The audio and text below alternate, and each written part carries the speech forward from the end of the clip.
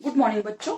आज ये जो हम वीडियो बना रहे हैं तो वो इसलिए है कि आपके पेपर पैटर्न में और आपके टेक्स्ट बुक के कुछ लेसन कट कर दिए हैं, क्योंकि हम ऑनलाइन पढ़ाई कर रहे हैं तो थोड़ा सा चेंजेस करने की जरूरत थी सीबीएसई को। तो इसलिए सीबीएसई ने 9-10 स्टैंडर्ड के कुछ लेसन हटा दिए हैं और पेपर पैटर्न में भी चेंज किया है।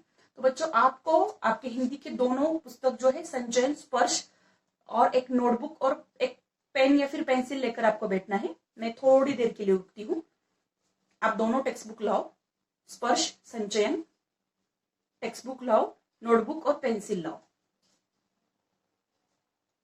मिल गया? ओके। तो आपके जो लेसन कट हुए हैं वो मैं पहले आपको बता देती हूँ। तो उसमें व्याकरण में आपके अलंकार आपको थे, लास्ट ईयर तक थे 10th स्टैंडर्ड में, 9th को नहीं थे, 10th को थे लास्ट ईयर तक। लेकिन अब अलंकार हटा दिए गए हैं, अलंकार अब आपके पोर्शन में नहीं है। और कविता मतलब पद्य खंड, उसमें बिहारी के दोहे जो कि मैंने पढ़ाए हैं आपको अप्रैल में ही, लेकिन सीबीएसई ने ये अभी बताया है, अभी सर्कुलर आया है। तो आप जिन्होंने बिहारी के दोहे के क्वेश्चन आंसर्स लिखे हैं या फिर पढ़ाई की है तो कोई बात नहीं, लेकिन आपको आगे ये पोयम नहीं है बिहारी के दोहे। पोयम नंबर 6 मधुर मधुर मेरे दीपक जल, ये भी नहीं है। जो नहीं है उसको आप पहले क्रॉस कर दो। बिहारी के दोहे नहीं है, पोयम नंबर 3। पोयम नंबर 6 मधुर मधुर मेरे दीपक जल, उसको भी आप क्रॉस कर दो। पोयम नंबर 7 तोप, उसको भी क्रॉस कर दो, ये नहीं है आपको। पोयम नंबर 9 आत्मत्राण, ये भी आपको नहीं है। उसके बाद गद्य खंड मतलब जो लेसन है वह लेसन नंबर 2 डायरी का एक पन्ना, वो कट कर दो आप, वो नहीं है।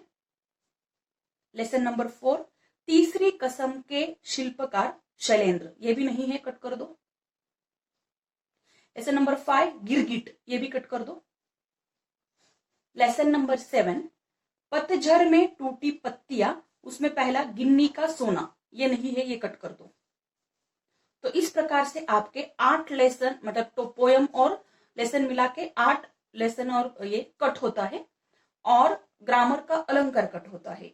और जो संचयन है उसके तीनों लेसन है जो कि 2 मैंने सिखाए हैं, तीनों के तीनों है।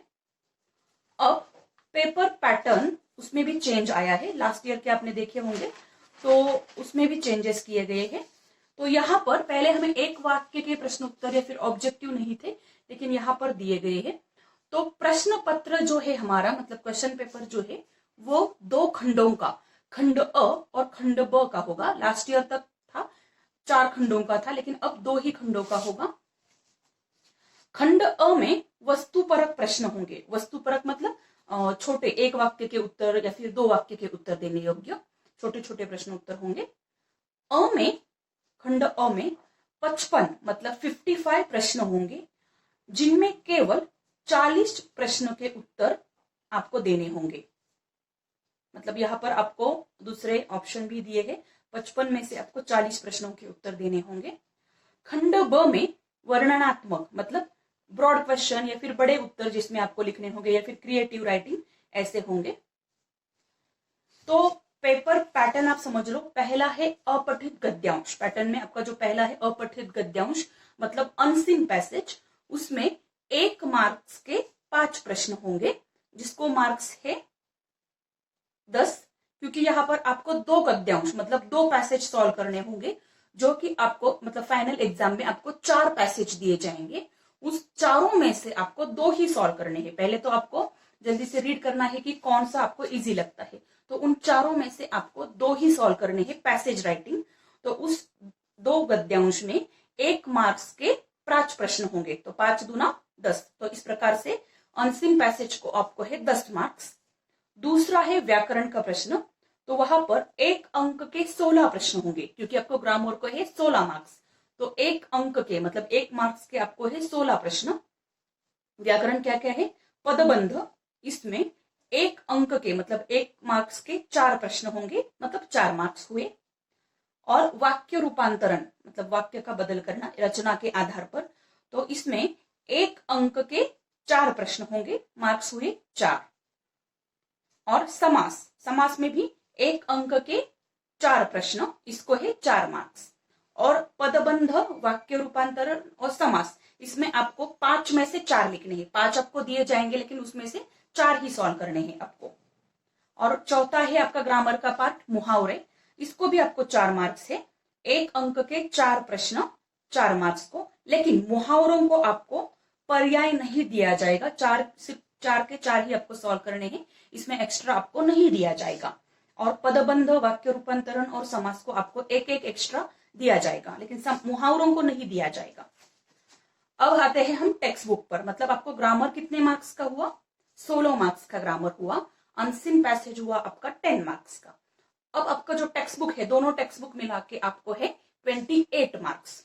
उसमें जो स्पर्श पुस्तक है आपका, वो आप लेकर बैठो।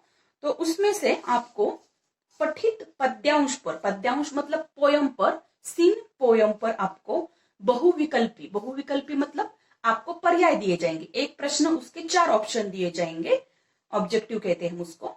तो उसको 1 अंक के 4 प्रश्न होंगे। तो मार्क्स कितने हुए? 4। 1 मार्क्स के ऐसे 4 प्रश्न दिए जाएंगे, उसके 4 ऑप्शन होंगे, उसको जो सही जवाब है उसको आपको टिक करना है। तो इससे 4 मार्क्स हुए। गद्य खंड 2 पठित गद्यांश पर, मतलब यहां पर भी पैसेज है लेकिन ये सीन पैसेज है। 2 पैसेज दिए जाएंगे, उसमें 5-5 बहुविकल्पी प्रश्न होंगे। मतलब 2 पैसेज पर 5-5 ऐसे 2 गद्यांश पर, मतलब 2 पैसेज पर 1 अंक के 5 प्रश्न। तो मार्क्स कितने हुए?